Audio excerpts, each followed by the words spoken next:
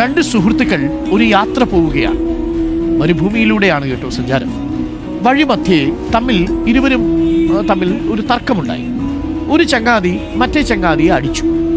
അടികൊണ്ട ചങ്ങാതി വിഷമത്തോടെ മണലിൽ ഇങ്ങനെ എഴുതി, here my front slapped me. ഇവിടെ വെച്ച് എൻ്റെ കൂട്ടുകാരൻ എന്നെ അടിച്ചു. എഴുതിയത് എവിടെയാ? മണലിൽ.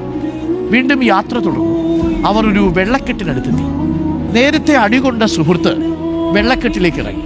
പെട്ടെന്ന് അയാളുടെ കാൽ വഴുതി വെള്ളത്തിലേക്ക് ആണ്ടുപോകാൻ തുടങ്ങി.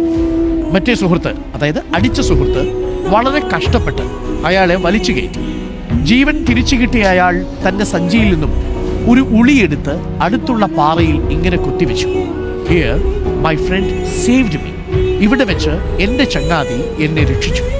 അതുകൊണ്ട് അടിച്ച കൂട്ടുകാരൻ ചോദിച്ചു, എടാ, നിന്നെ ഞാൻ അടിച്ചപ്പോ നീ മണലിൽ എഴുതി, രക്ഷിച്ചപ്പോ നീ പാറയിൽ കുത്തിവെച്ചു, എന്താ അങ്ങനെ? അപ്പോൾ മറ്റേ ആള് പറഞ്ഞു, എടാ, കിട്ടിയ അടികളുടെ എണ്ണമെല്ലാം മണലിൽ എഴുതിയാൽ മതി.